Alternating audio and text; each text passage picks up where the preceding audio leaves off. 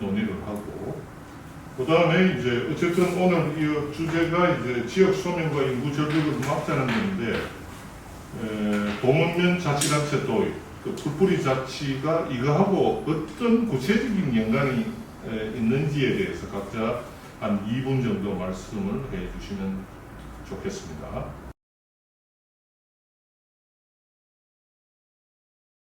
그런데 문제는 이제 지역 소멸이 되는데, 이 문제를 해결할 주체가 그 지역에 사는 사람들이 이제 이 문제에 관심을 갖고 이렇게 해야 되는데, 결정적으로 그 지역 사람들이 결정권과 또 이걸 결정하고 책임지는 이 힘이 그 지역 주민들한테 없고, 또 그걸 이제 위임을 지방정부나 자치단체한테 했지만 또 움직이는데 또 한계가 있고,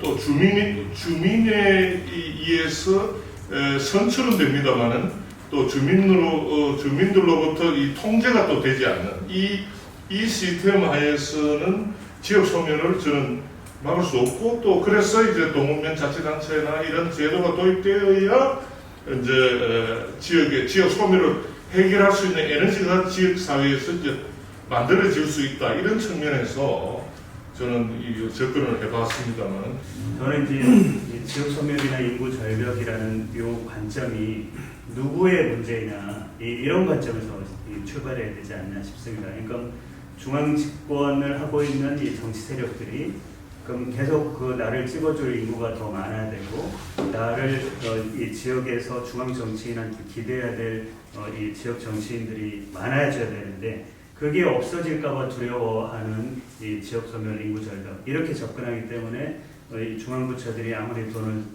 퍼부어도 이 문제를 실제로 느끼고 있는 사람들이 그 정책을 만들지 못하기 때문에 문제가 있다.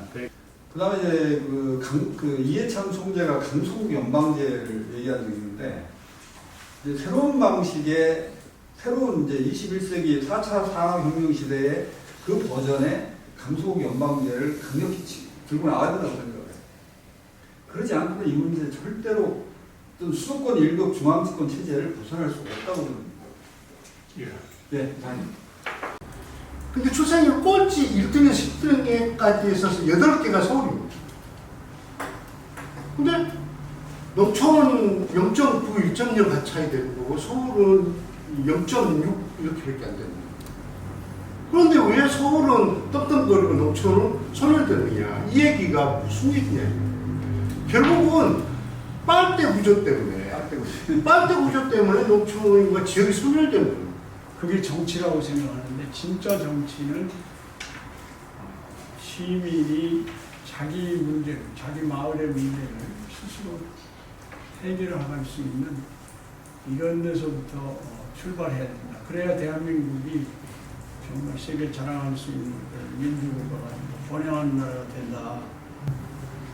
헌법 개정이라고 하는 큰 문제가 저는 동시에 같이 추구될 필요가 있는 점을 강조하고 싶습니다. 자유의 헌법 질서를 만들어라. 지금 풀뿌리가 왜 망가져가고 있느냐? 이 풀뿌리 문제를 주민들이 스스로 해결할 수 없도록 지금 손발을 묶어놓고 있어요. 그러면서 문제가 생기면 국가가 다 해결해줄게 하는 국가주의가 뿌리 깊게 지배하고 있기 때문에 주민들도 문제가 생기면 국가가 해결해주기를 기다리고 있고, 또 국가는 표를 의식해서 그거를 세금을 동원해서 그냥 해결해주는 이런 것이 만성화되다 보니까 주민들이 고향에 대한 애착이 없어요. 이런 상황에서 봤을 때 과연 저출생 고령화 문제, 그리고 지역소멸 문제 해법을 과연 우리 관료사한테 맡겨놨을 때 해법이 있느냐? 저는 해법이 없다고 보거든요. 그래서 저는 사실 지금 그 정치권에 기대하는 부분이 없다. 그리고 현대 그 중앙부처 관료사한테 기대하는 부분이 없다. 저는 이런 말로 결론을 지어야 되는 게 참. 진짜 주민자치가 주민 스스로 할 수 있는, 관에서 의존적이지 않은, 거기서 관이 어떤 개입하지 않았을 때가 진정한 주민자치로서 마을을 살리더라. 일반 시민들이 우리가 얘기하는 것처럼 주민자치가 중요하다라는 생각을 거의 못해요. 이제 결국 이제 주민자치 운동은 아까 제가 제 칼럼에 제목이 민주화 운동이다.